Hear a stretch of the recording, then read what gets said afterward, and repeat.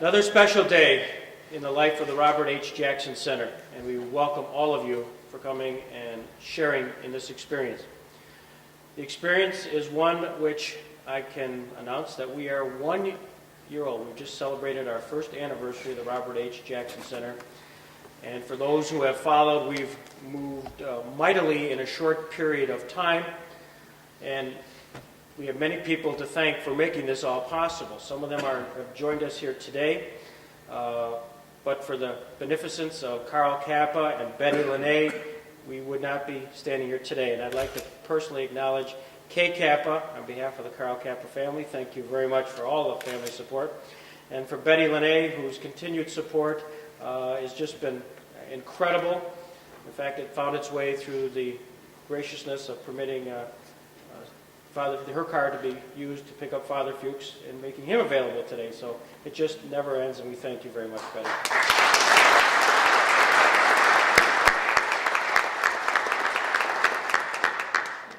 I'd be remiss if I didn't introduce Harold Adams.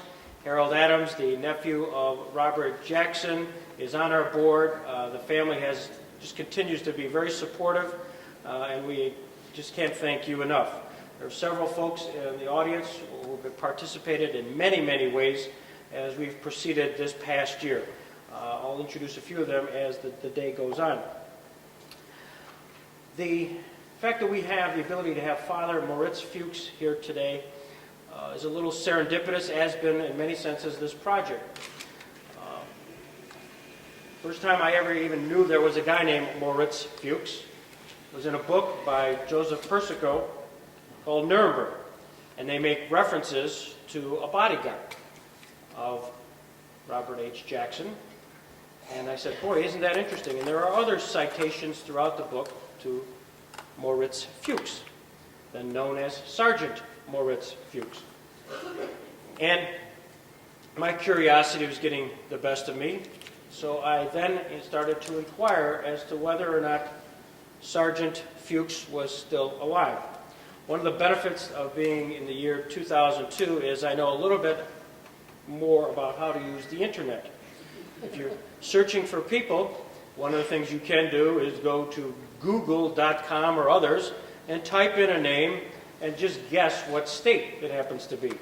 So I typed in Moritz Fuchs, New York, just a guess. Start there. And woof, voila. Father Moritz Fuchs, Fulton, New York. I said, this good start, and there's a phone number. Now I'm going to tell this story, and hopefully he will not be mad. But I called, again, not being too shy. There's the number. Somebody answered on the end of the phone, and it starts off like this. Good afternoon, God bless, this is Father Fuchs. I said, this is Greg Peterson from Jamestown, New York. Yes, son.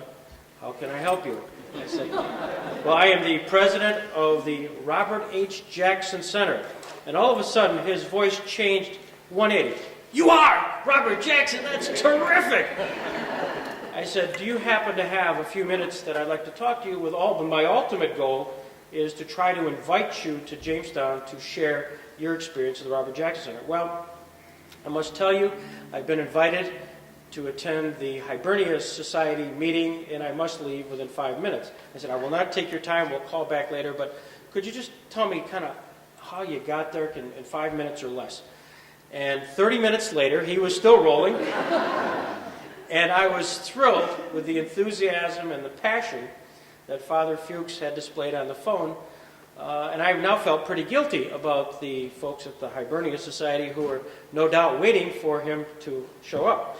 Well, I thought we'd call it quits, and I said, I feel sorry, Father, that you kind of being late for the Hibernian Society. He goes, that was no big deal, they can wait. So I knew he was our kind of guy. We had a chance to visit with him. One of the attorneys in my office, John Tabor, and I couldn't wait, so we jumped in a car one day and drove out to meet him, and he was just very gracious, and you'll get to see that warmth later today. So part of the serendipity that Father Fuchs is here today, we can thank the internet, Joseph Persico, and it's just wonderful, and we thank you for coming. Deutschland und hinter uns kommt Deutschland!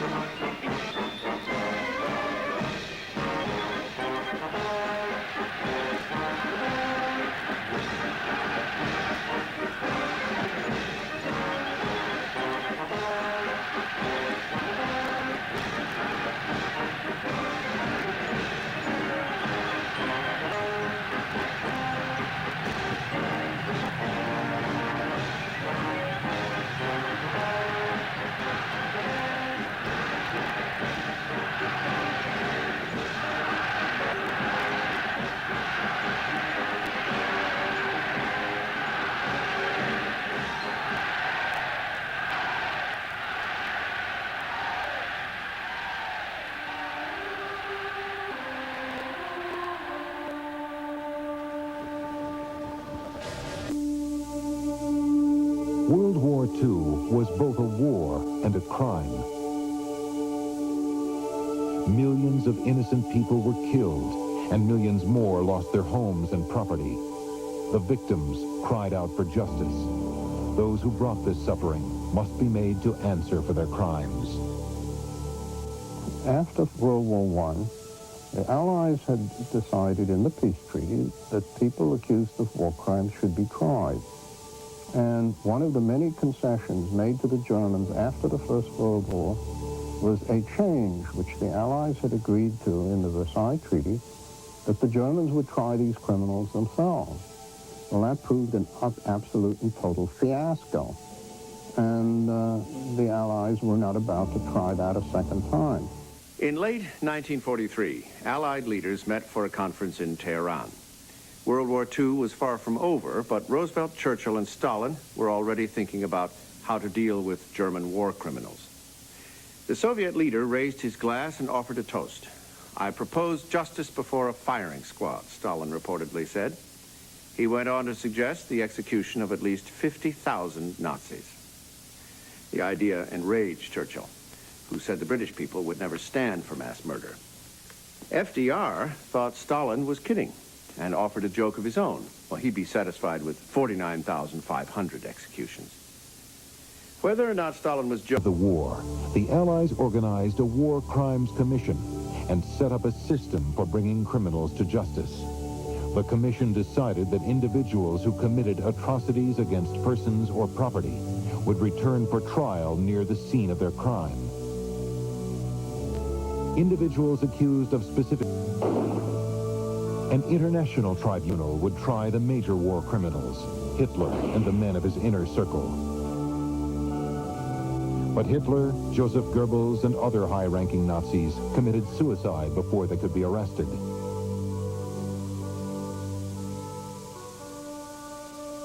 But when the war finally did end, the Allies... In November of 1945, 21 accused war criminals filed into the Palace of Justice at Nuremberg.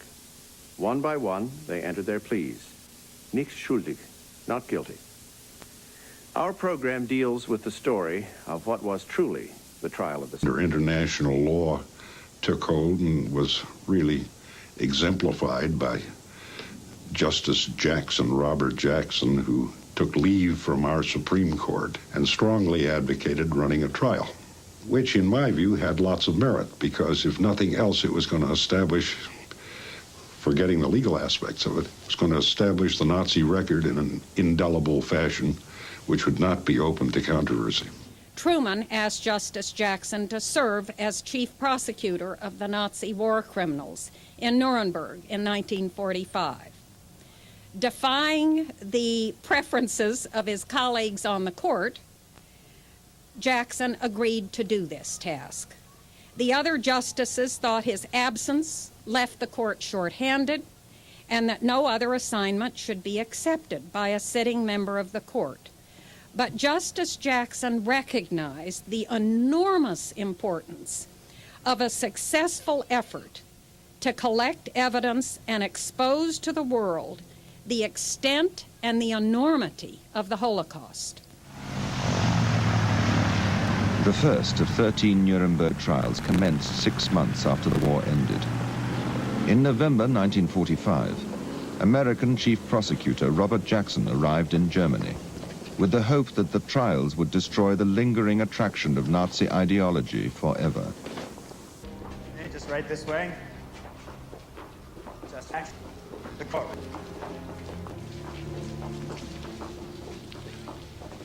The mess. Take a lot of work. But it's do.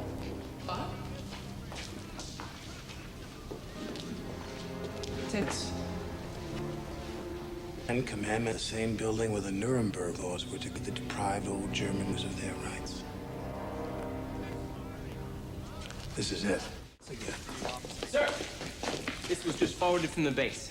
Thank you very much, Sergeant. Fuchs. Moritz Fuchs, Brooklyn. Well, I was in Wisconsin with that act, Fuchs.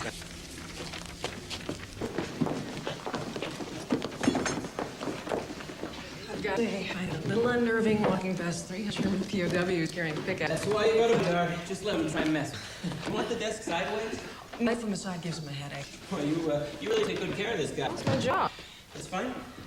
Perfect. Oh, could you please find Captain Kiley? I want to know if the filing cabinet... Thing. Of opening the first trial in history for crimes against the peace of the world imposes a grave responsibility. The wrongs which we seek to condemn and punish have been so calculated, so malignant and so devastating that civilization cannot tolerate their being ignored because it cannot survive their being repeated.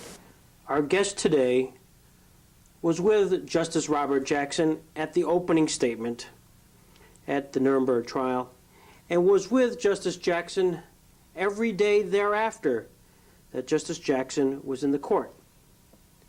Reverend Moritz Fuchs was a freshman at Purdue University in Indiana when he was drafted for the Second World War in October of 1943. Father Fuchs was then Sergeant Moritz Fuchs. Reverend Fuchs saw combat in the Hürtgen Forest in Germany and was wounded east of the Rhine River. He stated, "I got wounded there and spent 3 months in a hospital in England, shrapnel in the leg. An 88mm artillery shell burst in the pine trees and a rain of steel was coming down. As to the soldiers in his squad, they were either wiped out that day, being wounded or shell-shocked. In 1945, a lieutenant commander assigned Reverend Fuchs to protect U.S. Justice Robert H. Jackson, the chief prosecutor of the Americans in the Nuremberg trial. The lieutenant commander said, 'We have to make sure nothing happens to the chief prosecutor. You are assigned day and night to make sure nothing happens to him.' Reverend Fuchs later recalled, 'I stayed on longer than I thought I would, but it was a good deal being up there where the action was.'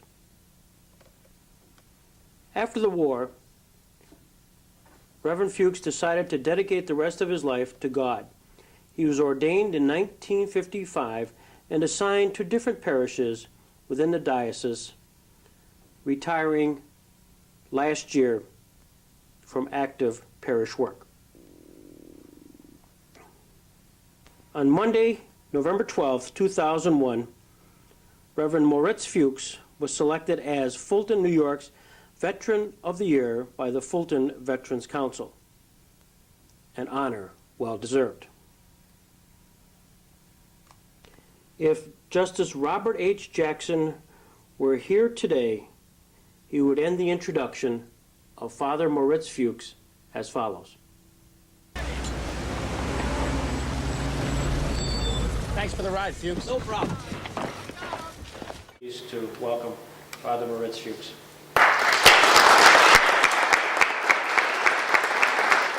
I really feel on the spot here, quite out of my element, like a fish out of water. At that time, I was more of a fly on the wall, knowing what was going on and seeing what's going on. But I was just 20 years old and didn't have much. Obviously, experience. The whole expectations you have, I hope will not be disappointed, because I'm not a lawyer. I don't know much about law, and but I got reaffirmed in what our country stood for and what we're trying to be. I'll go through a brief history of where I came from. Before World War II, I was an engineering student at Purdue, drafted at age 18, just after the second semester there. Entered Camp Upton on Long Island with a buddy of mine. We quickly got separated, so we both chose to go in the Army Specialized Training Program. That was not necessarily a good choice. We went to Fort Benning, Georgia, and as soon as we finished the basic training, they dumped us all into the infantry. Unknown to us, of course, they were already planning for the June 6th D-Day invasion. Wanted us to be part of it. I was was at the 87th Division in training at Camp Livingston, Louisiana. And we shipped out to Fort Meade in October of 44, and from the New Jersey docks, some 5,000 of us boarded the Queen Elizabeth for a 7-day trip over the Atlantic. It was a zigzag trip over the water, trying to avoid submarines, of course. We slept in 3 8-hour shifts. You didn't have a place you called your own.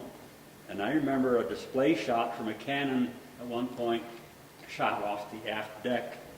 A 50-gallon barrel was dropped overboard, and when it was at a great distance, you could hardly see it. From the rolling decks, a shot was fired, and we could visually see the shot go out over the sea and hit that target. They told us that the accuracy of the cannon aim was possible because of gyroscopes. We landed in Scotland and saw some really welcome green land after that week of travel, and we were sent overnight by train to Portsmouth over the English Channel to go to Omaha Beach as replacements in the 1st Division under General Omar Bradley. If I remember correctly, we disembarked then by climbing down rope nets into landing craft.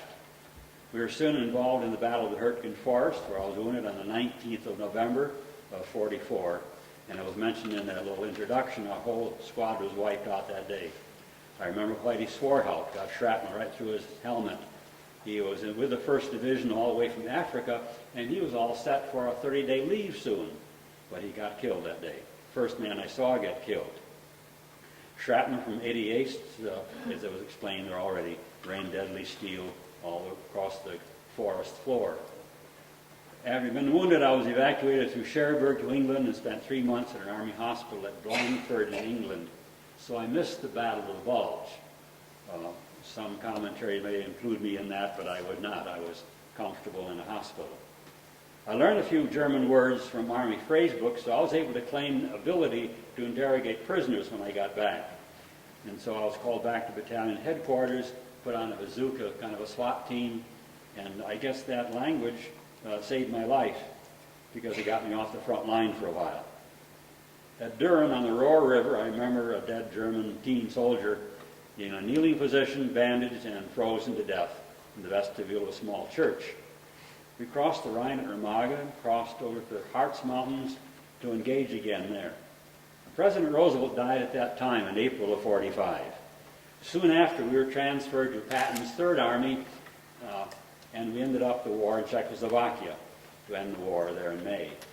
Our battalion commander, Lieutenant John G. Corley, was with a jeep driver, took 2 of us west to Konnersreuth in Germany to visit Teresa, a stigmatic of whom he had heard. Stigmatic is one who bears the wounds of our Lord. Our 3rd Battalion, 26th Infantry of the 1st Division, the Big Red One, were then moved from Czechoslovakia to Ansbach in Germany, south of Nuremberg. Sometime in that July, I was appointed by Colonel Corley to protect the Honorable Robert H. Jackson, Associate Justice of the Supreme Court, who had been named by President Truman, to be the chief prosecutor at the trials. Early in the trials, I kept my 1st Division and 26th Infantry insignia and was provided with a .45 caliber pistol. After the trials were underway a bit, I was to wear a generic plain Army uniform and was provided with a .38 snub-nosed pistol in a shoulder holster and an extendable blackjack. That was 57 years ago, and I was only 20, merely a spectator, but I had a really good seat to observe the proceedings of the International Military Tribunal. From the summer of 45 to August 46, I was on duty with Mr. Jackson 24/7. Whenever he was in court, I was in court. Wherever he was, I was close by. Mr. Jackson was provided a comfortable small estate at 31 Lindenstrasse in Fürth-Daumbach, a few miles northwest of Nuremberg. The property had a tennis court, was well landscaped for privacy. An MP center was posted at the road entrance at all times. Some smaller buildings provided quarters for the 2 drivers and 3 cooks, and they took turns in their roles. And Mrs. Hassler had a schedule to come and supervise housekeepers. There was never any Mr. Hassler around. So the movie and a couple of excerpts you saw there distorted quite a few of the facts of the situation. I hope you keep that in mind when you see that movie. Hollywood Hollywood license is quite extensive. But don't believe everything you see in the movies. I did not come from Brooklyn, but from Fulton, New York. Jackson never had to ride in the Jeep. I was never a driver because at that time I didn't know how to drive. And the Army trusted so much that they only made me a PFC when the war was over. But I became a staff sergeant on duty at Nuremberg. The television movie suggestion of romance between Jackson and Secretary Mrs. Douglas are totally without foundation. That's fully Hollywood stuff. And I knew them day by day for a whole year. I know there's none of that stuff going on. Mr. Jackson was provided with the use of a Mercedes touring car, 16-cylinder gas guzzler that had 75-gallon tank capacity and got about 3 miles to a gallon. It was only one of 5 that were made like that. It belonged to von Ribbentrop. 3 of them were armored. This was not an armored version. But the dashboard looked like an airplane cockpit. A supercharger kicked in at 40 miles an hour. That was quite a novelty when all the other cars were standard shift at that time. Hubcaps screwed on and held the wheels. At one time we had it up to 120 miles an hour, that's 200 kilometers on the Autobahn. Once on the Autobahn we had a flat, and the inner tube had simply disintegrated. Hardly a piece of the tube was left larger than a thumbnail. Leather upholstered, the car had jump seats, enabling 7 persons to sit in the back part. As a touring car, the top folded back too. The house at Firth Downbach had 2 floors, several rooms upstairs where Jackson and Douglas lived and had offices to work in, and where a considerable number of VIP guests came at different times to consult and plan strategies. Steps from the driveway led up to a small porch enclosure. I had a single small room immediately to the right of the entrance with full view of the sentry post and the front door, so I acted as greeter to all the guests, screener, if you will. Some pictures out there show how staff and guests at a Christmas party held in December 45. The pictures give evidence of some good camaraderie the staff had. Knowing that I could have mustered out of the Army, Mr. Jackson was kind enough to send a note home at Christmas to my mother. Nearer the end of the trial, he recommended me for the Army Commendation Medal for having served him well. A smaller car was also available, shown in one of those pictures. Some weekends we used that in our travels. I remember one of the things that impressed me, especially as a non-driver, how it had a self-returning steering wheel, which is still a novelty at that time. Once we visited Rothenburg, a quaint medieval walled city west of Nuremberg. Another time, arrangements were made for several of the staff with Mr. Jackson and son, Naval Lieutenant William Jackson, to go hunting. I was the only one to shoot a deer, which Mr. Jackson himself later dressed. He and others were assured and comforted to see that his personal bodyguard was a good marksman. Other short trips included Dachau, Berchtesgaden, Oberammergau, and Innsbruck. There surely were many other excursions, but those stand out in my memory now at age 76, 57 years later. The time sequence of some events has faded in my memory. A lot of things have. But I know that I accompanied Mr. Jackson and the staff to London and Berlin on business, later to Nice and Rome, where he went to be at the consistory when Pius XII elevated Cardinal Spellman as Archbishop of New York. One short flight to Paris at one point went without me as I had the flu. The courtroom at the Palace of Justice in Nuremberg was fairly well represented in the television movie, except that all 8 judges sat all the time, both the judges and their alternates. The courtroom was well modernized and the layout well planned. They really made a different courtroom out of it from what it was. The translation system that was being worked out at the fledgling United Nations organization meetings at San Francisco at that time was adapted to allow all in the courtroom to listen not only to verbatim dialogue, but also by earphones to any of the 4 major languages being spoken, English, German, French, or Russian, as the dialogue was translated simultaneously from the 12 translators boxed off in a corner of the courtroom. A light at the podium lit if the presenter spoke too rapidly. There's none of those here. I hope I'm not going to. You're doing fine. The defendants were enabled to choose their own lawyers, even among the Nazis, to represent them, anyone they could find. They were also offered any advantage for their defense that any court or tribunal of any of the 4 chief countries would allow to their own citizens. Their accumulation of documents is what condemned them. The departure, the trip home for me was in August of '46. Mr. Jackson wanted to come back for some reason, and the total of the prosecution was complete. We flew via Gander, Newfoundland for refueling. All of us, the passengers in those days, had to wear a parachute harness. We arrived at Washington. I remember passengers included Mr. Jackson, Mrs. Douglas, Bill Jackson, Captain John Venettis, and Bob Vlasnik, a driver, and myself among the other staff. Bob Vlasnik and I had expressed our willingness to terminate at that time, and Jackson said, "You can come on back home with us." Mr. Jackson invited Vlasnik and myself to stay at his home at that time it was at McLean, Virginia, until we went to the Army Separation Center at Fort Dix. Later, that same estate at Hickory Hill at McLean, Virginia, became a Kennedy estate, or John or Robert Kennedy. After discharge, I arrived in Fulton, New York, August 15th, '46, entered St. Andrews Seminary a few weeks later. It was a good move. Mr. Jackson and some smaller staff returned to Nuremberg for the sentencing that fall. It may have been in 1953, during my years of study at Theological College, Catholic University in America, that I visited with Mr. Jackson in the Supreme Court chambers. Then he died in October of '54, unexpectedly. Mrs. Elsie Douglas honored me greatly by having come to Syracuse Cathedral in May 1955 for my ordination and for my first Mass in Fulton. I haven't written any books on this kind of stuff because there's been abundant documentation on the major trial.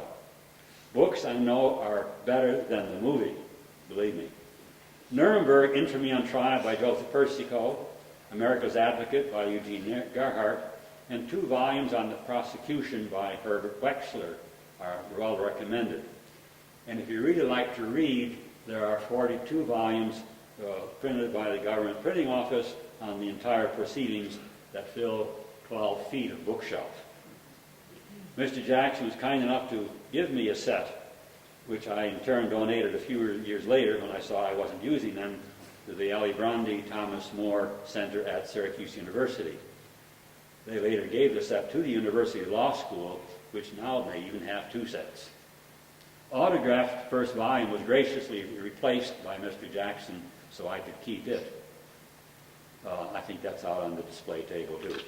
Magazine articles by Time and Memory by Joseph Persico in 1994, and an American Heritage magazine of July and August, and Judgment at Nuremberg by Robert Schneerson in the Smithsonian magazine, October '96, are a couple of good articles too. Robert Hewitt Jackson became for me a hero among national leaders. I found him to be an exemplar of knowledge and culture. He was sensitive to the dignity and value of human beings, and hence appropriately outraged at the abuses perpetrated by the Nazis against other humans. He deserved my deepest respect and high esteem, since he was so articulate in perceiving and expressing in precise and legal terms the abhorrence we all sensed after learning of so many horrors from the Nazis' own records. I liked the man very much and hold him in highest esteem.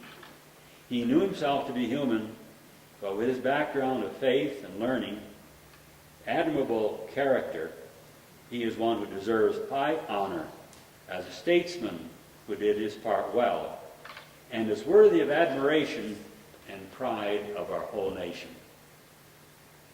Thank you for listening.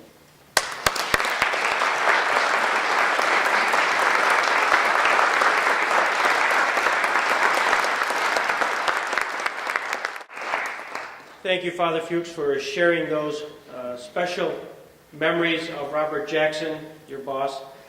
And I really appreciate you all joining us today for this special event. Father Fuchs will be around for those who have specific questions for him.